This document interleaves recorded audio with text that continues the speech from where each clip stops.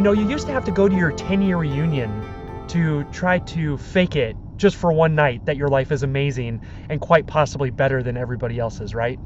So you just go to your reunion, maybe you rent a BMW, you rent a spouse, you rent some kids, you do whatever, and you just lie and fake it and tell stories and try to prove to everybody that you're doing amazing. And then you go back to your normal life and you turn the BMW in and you go back to your desk job or whatever. But now with social media, now we are trying to prove it every single moment of every single day that our life is amazing.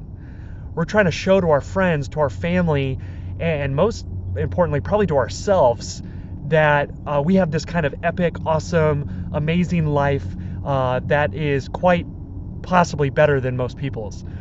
I first wrote about this, back in, I think 2012 in a blog post, and then I wrote about it in my book, 101 Secrets For Your Twenties, and it's something I've continued to come back to, mainly because people have resonated with it so much, but also I've just seen the effects of it, and I see the effects of my own life. I see what it does to me, and I call it the new OCD, which I define as Obsessive Comparison Disorder.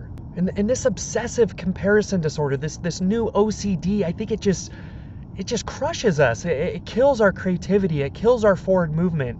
It keeps us from trying new things and risking embarrassment.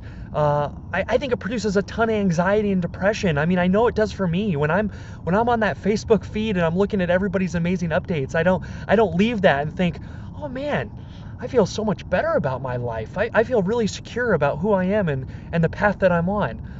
No, I usually want to go and get some raw cookie dough, one of those big, long tubes, and just go to town on it, even against all the warnings that say don't eat raw cookie dough because it could kill you. I'm like, but look at that car that he's driving, look at that house, raw cookie dough, nom, nom, nom. Something like that. But it's just killing us. So we have to say no. We have to say no to this new OCD, and maybe that means not being on social media so much. Maybe that means not watching certain reality shows that make you feel like crap afterwards.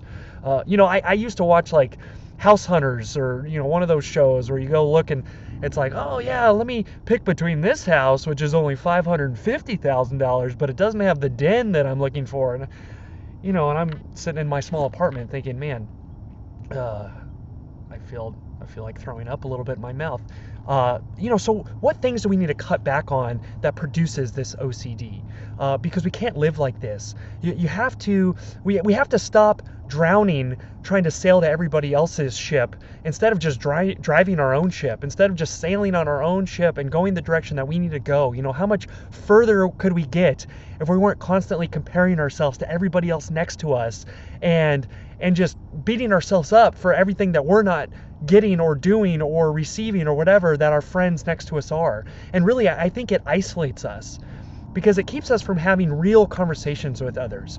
We're all so busy putting our own PR spin on our own Facebook profile that we're not having these authentic conversations. We're not vulnerably talking with anybody because we're still trying to kind of fake it that we have no problems. We're all struggling to make it appear like we're not struggling.